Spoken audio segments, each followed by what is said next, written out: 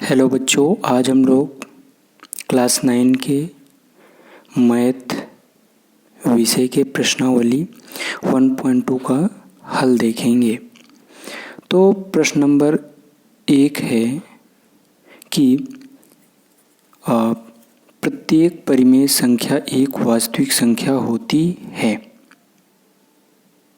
तो इसका आंसर होगा यस, यानी ये कथन सत्य है। अब ऐसा क्यों है? क्योंकि आपको पता होना चाहिए कि परिमेय संख्या उसे कहते हैं जिसे p बटा q के रूप में हम लिख सकते हैं। अर्थात ऐसी कोई भी संख्या जिसे हम p बटा q के रूप में लिख सकते हैं वो क्या कहलाएगी? परिमेय संख्या कहलाएगी। और जिसे हम p बटा q के रूप में नहीं लिख सकते हैं, जिसे हम p बटा q के रूप में नहीं लिख सकते वो क्या कहलाएगी? अपरिमेय संख्या कहलाएगी। और परिमेय और अपरिमेय, परिमेय संख्या और अपरिमेय संख्या दोनों को हम मिला देंगे तो क्या कहलाएगी? वास्तविक संख्या। अर्थात वास्तविक संख्या की यही परिभाषा भी है कि परिमेय संख्या तथा अपरिमेय संख्या को सम्मिलित रूप से हम लोग क्या कहते हैं? वास्तविक संख्या कहते हैं। अर्थात आप देखेंगे कि जितनी भी अपरिमेय संख्या हैं वो किस सर्कल के अंतर्गत हैं? वास्तविक संख्या के अंतर्गत हैं। इसका मतलब ये है कि सारी की सारी अपरिमेय संख्याएं वास्तविक संख्या होती हैं। तो इस वजह से ये कथन सत्य है। चलिए दूसरा क्वेश्चन देखते हैं। दूसरा क्वेश्चन आपका है कि संख्या रेखा का प्रत्येक बिंदु अंडर रूट यम के रूप का होता है जहां यम एक प्राकृतिक संख्या है। अर्थात कहने का मतलब ये है कि हम जितनी भी अंडर रूट यम के रूप की संख्याएं होंगी जिसे हम संख्या रेखा पर प्रदर्शित करते हैं, अंडर रूट के अंतर्गत हमेशा प्राकृतिक संख्या ही लिखी जा सकती है। अर्थात यहाँ पर हम प्राकृतिक संख्या के अलावा कोई भी संख्या नहीं लिख सकते हैं। इस प्रश्न के अनुसार ये कह रहा है। तो देखो, प्राकृतिक संख्या किसे कहते हैं? गिनती की सभी संख्याएं प्राकृतिक संख्या कहलाती हैं। जैसे 1, 2, 3, 4, 5 लेके अनंत तक की ये सारी संख्या क्या होंगी? प्राकृतिक संख्या होंगी। अब सपोज करिए आप कि अंडर रूट 1 ले लिया जाए इसका, यानी यम की जगह पर हमने 1 रख दिया, यानी वह प्राकृतिक संख्या। तो 1 तो निकल आएगा, संख्या रेखा से हम दर्शा भी सकते हैं। और अंडर रूट 2 होगा तो ये अपरिमेय संख्या, इसको भी हम संख्या रेखा पर दर्शा सकते हैं। अंडर रूट 3 को भी हम संख्या रेखा पर दर्शा सकते हैं और ये प्राकृतिक संख्या है। लेकिन सपोज करिए आप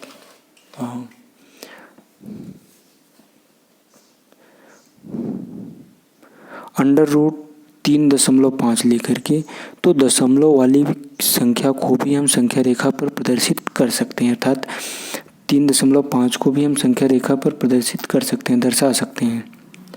अब 3.5 की बात करें तो 3.5 तो परिमेय संख्या है, ये प्राकृतिक संख्या थोड़ी ना है। अर्थात 3.5 को भी हम संख्या रेखा पर दर्शा सकते हैं और जो कि प्राकृतिक संख्या नहीं है। लेकिन प्रश्न के अनुसार ये कह रहा है कि यम जो है हमेशा प्राकृतिक संख्या होना चाहिए। लेकिन यहाँ पर 3.5 एक प्राकृतिक संख्या नहीं है, ये परिमेय संख्या है। अब ये परिमेय संख्या कैसे है? क्योंकि देखिए 3.5 को जब आप हल करेंगे तो दशमलव हटाएंगे, 3/35/10 हो जाएगा। 5 से काट देंगे, 5 7 35, 5 दूनी 10। तो ये देखिए p बटा q के रूप में हो गई। इस वजह से ये क्या हो गई? परिमेय संख्या हो गई। तो इस वजह से ये परिमेय संख्या है। यानी परिमेय संख्या को भी हम अंडर रूट के अंदर लिख सकते हैं और उसे हम संख्या रेखा पर दर्शा भी सकते हैं। लेकिन ये कह रहा है कि सिर्फ हम प्राकृतिक संख्या को ही दर्शा सकते हैं। इस वजह से ये कथन क्या है? असत्य है। चलिए नेक्स्ट क्वेश्चन नंबर 3 देखते हैं। क्वेश्चन नंबर प्रश्नोत्तर नंबर 1 का ही तीसरा भाग है। इसमें कह रहा है कि प्रत्येक वास्तविक संख्या एक अपरिमेय संख्या होती है। तो ये कथन क्या है? रॉन्ग है, अर्थात कथन असत्य है। आपको पता होना चाहिए कि देखिए सभी अपरिमेय संख्याएं वास्तविक संख्या के अंतर्गत हैं, लेकिन सभी वास्तविक संख्याएं अपरिमेय के अंदर नहीं हैं। नहीं, जितने भी अपरिमेय हैं वो तो वास्तविक संख्या के अंतर्गत हैं, लेकिन वास्तविक संख्याएं अपरिमेय के अंदर नहीं हैं। अर्थात सभी वास्तविक संख्याएं अपरिमेय संख्या नहीं होती हैं। लेकिन ये कह रहा है कि संख्या होती है, इस वजह से ये कथन असत्य है।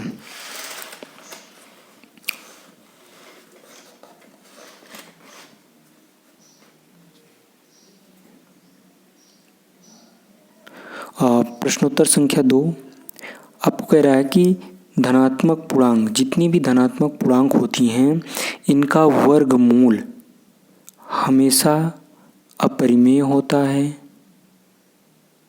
अगर नहीं होता है तो आप उदाहरण से दिखाइए कि किस स्थिति में वो परिमेय हो सकता है। तो धनात्मक पूर्णांक देखिए, जो आपकी संख्या रेखा होती है उस पर ले लिया जाए अगर 0, इधर धनात्मक संख्याएं होती हैं 1, 2, इधर ले लिया जाए -1, -2, तो 0 तो उदासीन है और ये धनात्मक संख्याएं होती हैं और इधर ऋणात्मक संख्या होती है। धनात्मक संख्या अर्थात एक प्रकार से प्राकृतिक संख्या ही धनात्मक संख्या होती है, तो इस वजह से यहाँ पर धनात्मक संख्याएं लिख दी गई हैं। 1, 2, 3, 4, 5, 6, 7 ये सारी की सारी धनात्मक संख्याएं हैं। अब सबका वर्गमूल निकालते हैं। वर्गमूल मतलब किसी भी संख्या का उसी संख्या में गुणा होकर वो बाहर निकाला जाए। तो जैसे 1 का वर्गमूल लिया जाए तो 1 ही होगा, तो ये अपरिमेय नहीं है अर्थात ये परिमेय है। अर्थात तो सभी इसमें तो ये कथन तो सही हो गया कि अतः सभी धनात्मक पूर्णांक का वर्गमूल अपरिमेय नहीं होता है, कुछ का परिमेय भी होता है। 2 का अंडर रूट लेंगे अर्थात वर्गमूल लेंगे तो अपरिमेय है। √3 का भी वर्गमूल लेंगे तो वो भी अपरिमेय है, लेकिन √4 का वर्गमूल निकालेंगे तो वो 2 आ जाएगा और 2 को हम P/Q के रूप में लिख सकते हैं अर्थात इसके नीचे 1 लिख सकते हैं। तो इस वजह से ये क्या है, ये अपरिमेय नहीं है। तो फिर क्या है, ये है परिमेय संख्या। तो अर्थात आप क्या कहेंगे कि सभी धनात्मक पूर्णांक का वर्गमूल अपरिमेय नहीं होता है, कुछ का परिमेय भी हो जाता है।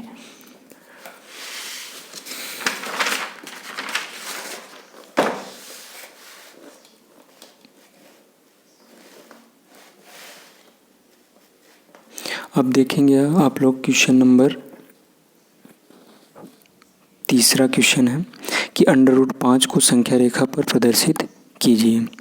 तो जिस भी संख्या को अंडर रूट में प्रदर्शित करना है तो उसे हम पहले तोड़ देंगे। √5 को तोड़ देंगे 2 स्क्वायर प्लस 1 स्क्वायर। कुछ आपको याद रखना पड़ेगा कि किन संख्याओं को कैसे तोड़ना। 1 रहेगा तो इसको हम डायरेक्टली दर्शा सकते हैं। √2 को 1 स्क्वायर प्लस 1 स्क्वायर में तोड़ेंगे। √3 को 1 square plus 1 square plus 1 square में तोड़ेंगे। √4 तो ऑलरेडी निकल ही जाएगा। √5 को 2 स्क्वायर प्लस 1 स्क्वायर में तोड़ेंगे। √6 को √2 square plus 1 square plus 1 square में तोड़ेंगे। √7 को 1 square plus 2 square plus 1 square plus 1 square plus 1 square में तोड़ेंगे। √8 को आप 2 का स्क्वायर प्लस 2 का स्क्वायर में तोड़ेंगे। और √9 तो ऑलरेडी बाहर निकल ही जाएगा। तो इसके लिए आप क्या करेंगे, इनको संख्या रेखा पर दर्शाने के लिए कुछ चरण का आपको फॉलो करने पड़ेंगे।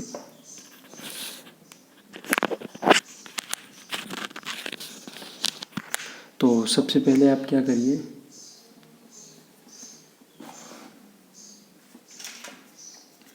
आपको OA बराबर 2 सेंटीमीटर खींचना है। OA बराबर 2 सेंटीमीटर अर्थात आपको 2 सेंटीमीटर की रेखा खींचना है।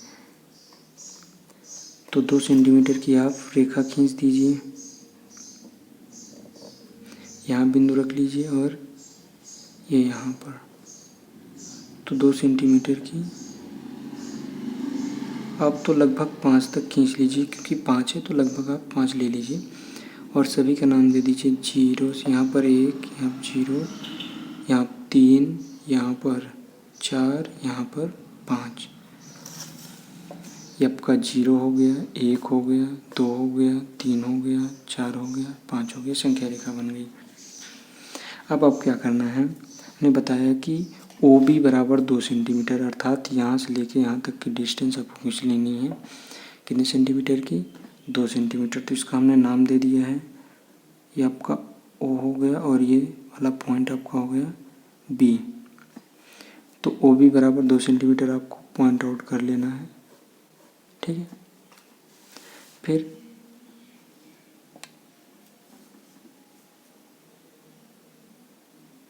नब्बे अंश का कोण बनाते हैं अर्थात सीधी रेखा खींचना है 1 सेंटीमीटर की।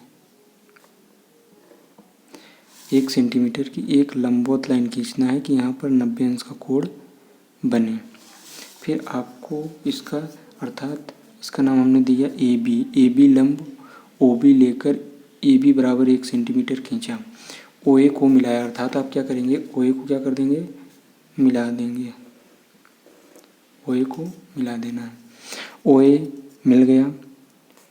अब क्या करना है, ओ ए बराबर यानी यहाँ से लेके यहाँ तक का नाप लेकर, ओ ए की माप लेकर आप गोलार्ध रखना है, गोलार्ध से एक चाप लगा देना है।